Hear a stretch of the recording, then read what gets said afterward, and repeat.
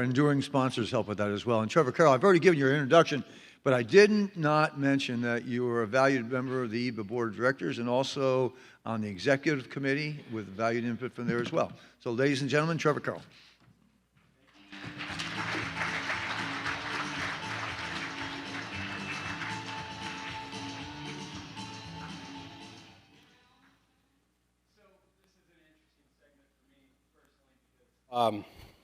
I actually cut my teeth at National Liquidator, so it's sort of my alma mater, and 23 years ago when I got started in the business. I've known Jack since he started his platform. How many years ago was that? About 6. About 6 years ago, so. And he loves boats almost as much as he loves flannel shirts. So. But anyway, so as brokers, it's really important for us to know the different ways we have to market vessels, and there's essentially 4. We have, a traditional retail sale marketing effort. We have a wholesale, and we have a donation, which doesn't necessarily work for everybody all the time. And we have auctions, and auctions, what they do is they create hype for an asset. And it's really, really a healthy option for selling a boat. If you've got something, as our industry evolves in some of this product that sort of sits on the peripheral for a time being, that could very well be a great asset and a great boat and good quality, can get a little bit more difficult to sell, because as lending gets tighter, as insurance gets tighter, these guys offer a solution to some of those problems that are very helpful. And I'm going to let Jack take it, and then Frank's going to take it after that. Okay, sounds good. Thanks, Trevor. So we built the platform with a recognition that the brokerage market doesn't always work. So certain sellers at certain times, they just kind of get stuck, and therefore the brokers get stuck as well. So if the brokerage market doesn't work, they'll turn maybe to wholesale. If that number isn't quite right, then they'll take a look maybe at donation, but that might not work just due to legal or accounting reasons. So we built the platform. We didn't wing it. We took essentially 2 different platforms and put them together. If anybody's out there, car aficionado, you might know Bring a Trailer, that auction site, which is very popular. And then we mixed that in with another auction site that's dedicated to real estate called Concierge Auctions, which was purchased by Sotheby's about 2 years ago. And I have a friend who started Concierge Auctions. I've known him for 25 years, and I'd been talking to him about who's doing what they're doing in the yacht world. He said, really no one. So they held our hand for the first few years. They're still, I wouldn't say, partners, but we do ask those guys a number of questions from time to time. So we built it in a way that more or less tries to mimic a traditional sale. From the broker standpoint, the brokers manage the entire process. They handle all the calls, the inquiries, all the showings, everything all the way through the close and the financial transaction. So we don't touch the money, and for the work that they do, which is concentrated into about a 5-week period, they are paid by the seller per the terms of the listing agreement. So if there's one takeaway from our discussion, that's probably what I would like it to be, that literally nothing changes for the brokers. The sellers, we don't charge them any fees or any commissions. Essentially, the cost for them to enter one of our auctions is the cost of a survey, basically a full-blown buyer survey. So haul out, sea trial, the whole thing in a separate engine survey. And the reason that we do that is because at the end of the auction, the sale is final and unconditional. There are no contingencies, there are no survey allowances. We move just directly to closing in 30 days or less. And then from our standpoint, we pay for all the advertising, all the marketing, all the promotion. Like I said, it's not set in stone, but it's usually a 5-week preview period where the surveys are available to the prospective buyers. So we market, we tend to get about 25,000, maybe 30,000 people or so that click on that, on each auction listing during that preview period. And if the vessel sells, then and we're running at about an 85% success rate, so pretty high, then we are paid what's called a buyer's premium of 8% from the buyer.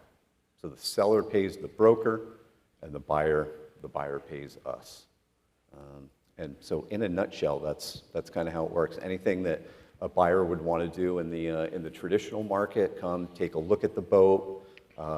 If they put in their deposit, which is held by the brokers, they're able to do a sea trial if that's permissible with the seller and the broker. So it really does look a lot like a traditional sale, just really condensed down into a short amount of time. Sellers can set a reserve, so they know what their downside is, and we've had good success.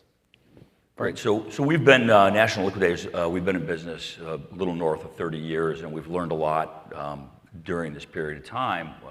Starting off mainly working with, bank repossessions and foreclosed collateral. Looking at the live auction, the online live auction process, and we've been involved in several of the court-ordered sales, and they're very, very different than what we bring to the table to the brokerage community with a live online auction. Is that there's several reasons why the brokerage community may want to look at what the auction process really brings to the table. And as Trevor mentioned, there's different ways to sell collateral. And oftentimes, for the broker, there may be a reason that timing is of the essence, right? And so when you look at a seller of a boat, there's multiple reasons why they may be selling it. It's cost to carry, it's insurance complications. Maybe they're just taking delivery on a new yacht, and the crew and storage, they just don't have room to have two boats at any given time. So we do try and condense things down to a pretty short period of time, and we've got a very robust marketing platform for it.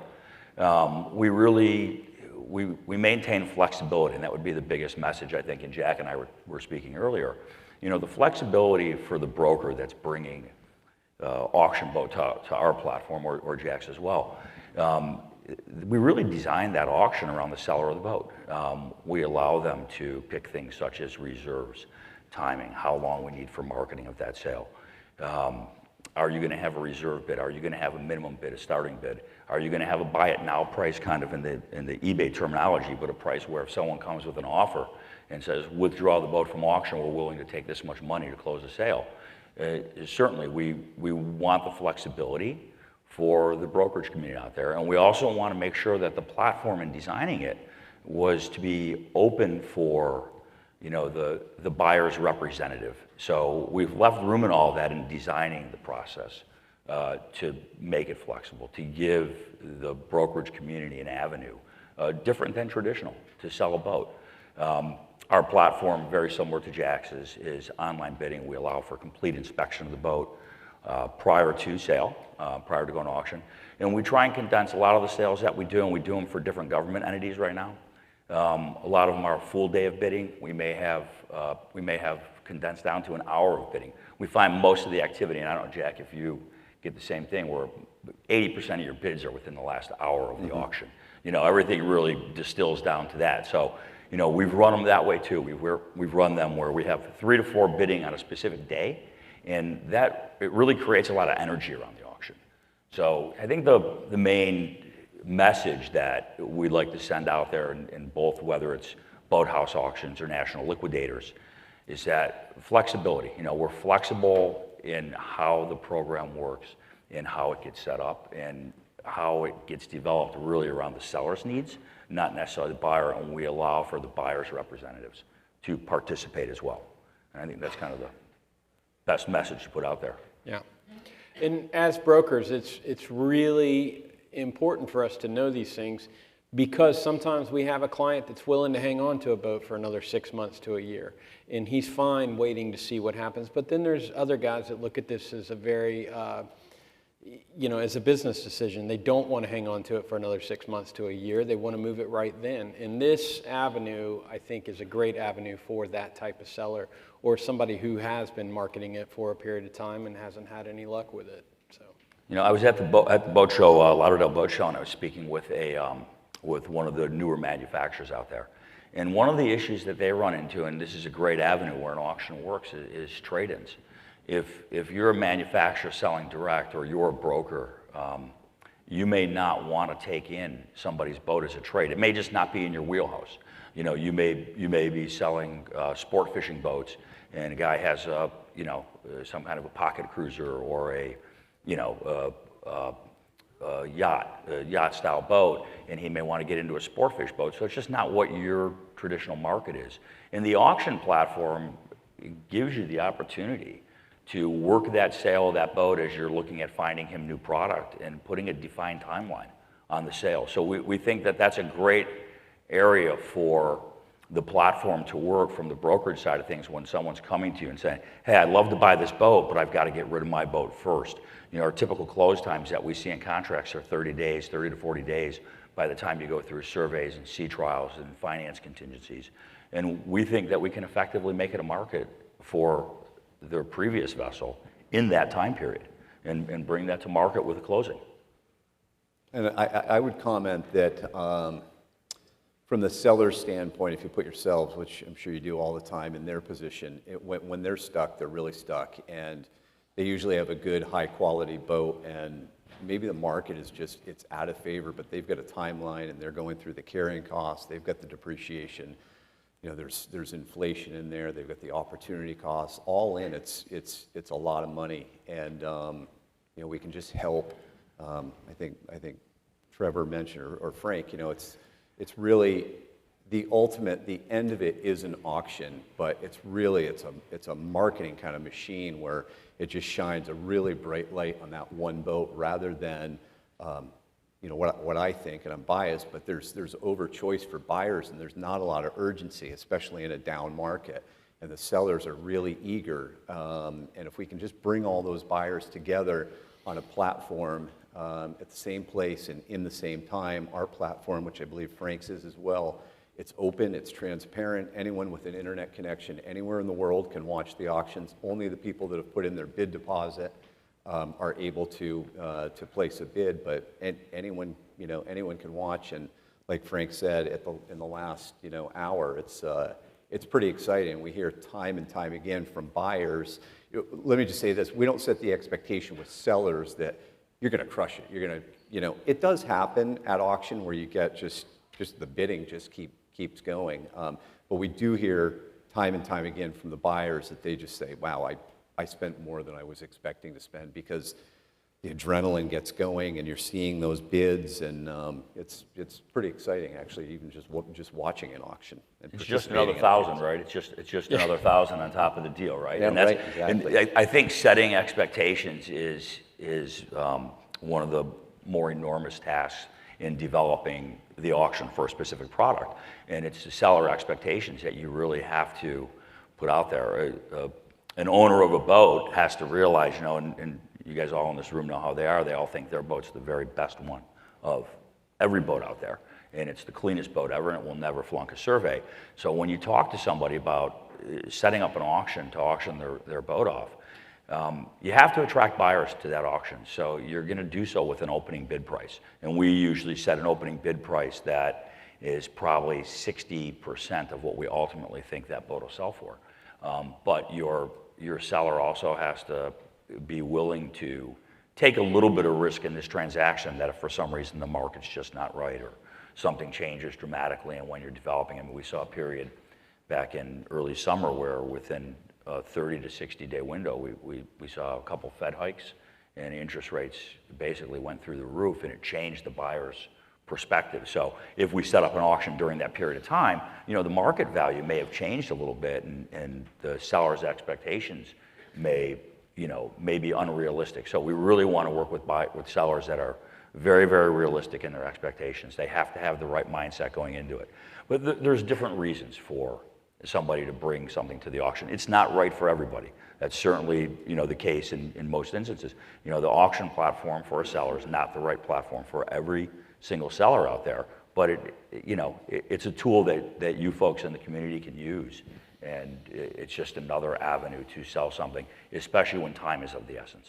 And I'll add on to that we, you know, essentially warn our sellers, don't take offense, but all of our marketing is geared toward the buyers, that it's like, hey, you could get a deal. This is a very attractively priced vessel, but you got to act with urgency, and you're probably going to have to compete. I was talking, I'm sure everyone knows Kurt Bosshart. I was talking to him yesterday afternoon, and he was just kind of recalling an auction that we had earlier when we had it in the summer, and he was bidding. One of his clients was bidding, and he just commented that his client was then $300,000 over his limit where he was going to go, and was like, hang on, Kurt, but it's that, it's fight or flight when people come into an auction, and they fight. And the ego takes over, and they're like, I'm not going to lose this boat for, you see another $10,000 pop up or $25,000, and they're just like, I'm not going to lose it. So Let's give the crowd an opportunity to ask some questions. Does anybody want to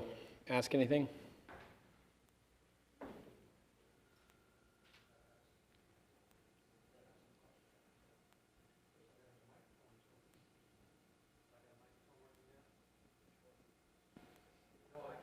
Can't pank on everybody. There we go. How about a question? Can't see hands because of those bright lights. Nobody at HMY and I just want to know about auctions. You guys keep rolling. I'm sure there'll be a question will come up. Yeah. Here we go. JFA. Hey, Frank. How's it going? You mentioned, my name is James Falkland, JFA Yacht and Ship. Thanks, guys, for being here today. Quick question. The 60% of what you think it's going to be sold for, that's the first question. Is that how you base the reserve or the initial bid opening?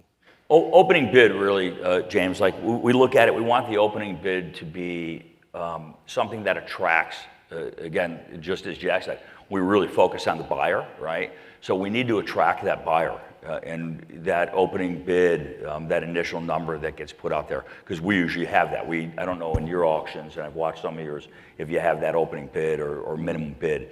So you really have to attract the buyers with something that they're going to come to the table and they want to look at it. So when they see something, if we've got a boat and it's going to be $1 million boat, and we sold one, I think it was last year in Puerto Rico, and it was I think a Sunseeker or something like that, but it was about a $700,000 to $800,000 appraised value boat, and we opened that initial bid. I think we opened it at like $550,000 or $600,000. Well, after the sale was done, that boat went north of $1 million. So it's really, the market gets driven by the buyers, and you have to have an audience of buyers for the platform to work. So you have to attract them somewhere, but your seller can't be afraid to put that number out there. He's got to take a little bit of risk. And not every auction, as Jack knows, and we've learned it, not every auction is successful. Sometimes you have to go back to the drawing board and you have to look at it and you have to say, okay, what do we need to tweak here? And maybe from the seller side, we had a little bit of unrealistic expectations on pricing and we didn't achieve it. And it can make a difference to reserve versus no reserve auction. Yeah, absolutely. And that's the other thing. And Trevor, you bring up a great point that, when we have a reserve auction, we have a minimum bid, then we have a reserve. Typically, we try and steer the seller to set that reserve even at a very realistic number, because once the reserve is met, the mentality out there to the buyers is that we're going to own a boat, and then it only becomes another $1,000. We have variable bid increments as well, so we've kind of put that into our platform, so we can start off with a higher bid increment initially, and as we get closer and closer to a reserve, or we hit a reserve, that number scales down, allowing people to kind of make smaller incremental jumps. And as you were talking about before, Jack, I've attended several U.S. Marshal sales where it's court-ordered sale and you're at the courthouse and you have to bring that 10%, right? So many people have walked away from one of those sales basically feeling like, God, I wish I would have brought more money. They didn't bring enough money as the bids got driven up, right? And then they sit there and they didn't bring enough money for the deposit, so they can't participate in the sale. They get knocked off at some point and they lose a boat for $10,000, $15,000, $20,000 because they just ran out of bullets. They just didn't bring enough with them. And just as a point of clarification, so the reserve and the opening bid tend to be, they're usually two different numbers. So the reserve is the official number that's set with the seller, and the seller doesn't have to accept any bids that are below that. But often we'll open an auction where the opening bid is lower, and the reason that we do so is it just brings in more buyers. And invariably we'll get the call from the buyers that says, well, what happens if the if the reserve isn't met, because everyone going to an auction is trying to get a deal, and we tell sellers that, and we say, you know, I'm not the seller, we're not, you know, it's the decision of the seller, but you know, I know that the seller's committed to selling, and my guess is they'll probably sell it. It just kind of just encourages more buyers to come in. You know, there really isn't anything more like putting something out in the open market, and it's no different than the stock market, right? You know, what is the price of an equity? Well, it's the public's perception of value at that given time. And it's the same thing with a boat, it's the same thing with a house, it's the same thing with an aircraft, right? When you put it out there in the public, and if you have an audience of buyers that are qualified for the product, they're going to determine price in the marketplace, and that's what the market is willing to bring in that type of sale. So, you know, originally, you know, we kind of went at this a little bit differently, where you had an auction and you ran pricing on it, and you didn't allow for full inspection prior to sale. Now what we've opened up is we want full inspection prior to sale. That way, when that clock runs out, the gavel comes down, however you want to look at it, that is the price that product is selling for. And at that point in time, that deposit that they've tendered us becomes non-refundable. Okay, that boat, we haven't had any yet that haven't closed post the sale where it met reserve or it met pricing. You know, that deposit becomes non-refundable. You know, and I would like to point out one thing. I think there's a reason that when you turn on Barrett-Jackson or all these other big car auctions and one thing and another, and you see all these heavy hitters out there in the crowd, you know, psychologically, you're taking a type A personality and you're giving them the opportunity to be in the driver's seat, and more in the driver's seat than they typically are. And you're also creating hype. So the whole auction process really does develop hype, and it gets people excited about buying something. Yeah, there's a tremendous amount of psychology behind it, and what it brings, what it means for the buyer. The seller kind of is passive once they make that determination a month ahead of time, how the sale is going to take place. They really don't have much part of it anymore.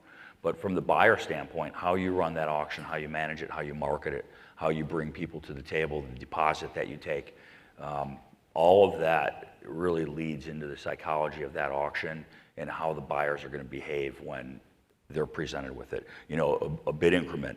If you have too high of a bid increment toward the end, you know, someone may look at it and say, well, I didn't want to go $10,000 more on this particular boat, but I would have went $5,000 or $1,000 more. And that's why you want to scale that. You really have to think about how you design that auction. A little bit off this topic, but it's a crowd of brokers, so I thought I'd mention from a selling broker standpoint, the selling brokers are compensated fully in our model. I think Rob Moss and they were talking about it earlier. We actually publish in all the communication out to the brokers, not to our broader database, but we publish the commission amount. It happens to every boat that we've done for a selling broker is 5%. It could change, but we actually put that into all of our communication going out to the brokers, just so they know exactly what it is for their clients. And one other point to that, we know that listing brokers love to get the full, let's call it a 10%, but we really try to make it fair, and our mechanism to kind of catch, if you will, the buyers that are trying to go around the brokers is that when they put in a deposit, usually it's $100,000 to bid on one of our boats. If the buyer says, no, I don't have a broker, we say, well, that's fine. So the listing broker is going to hold your $100,000, or would you rather your broker? And it's literally 10 times out of 10. They say, you know what, I think I'd rather have my broker hold that. And so we're just really trying to protect the commissions on both sides of the trade. So Jack, you just answered both of Jason's questions. Do we have any other questions from the audience? So we now know a little bit more about the auction process, and we know that there's another arrow in our quiver when it comes to options for selling the boat. Trevor, Frank, Jack, thank you very much. Great presentation. Thank you. Thank you. Appreciate it. Thank you. Thanks, Trevor. Thank you.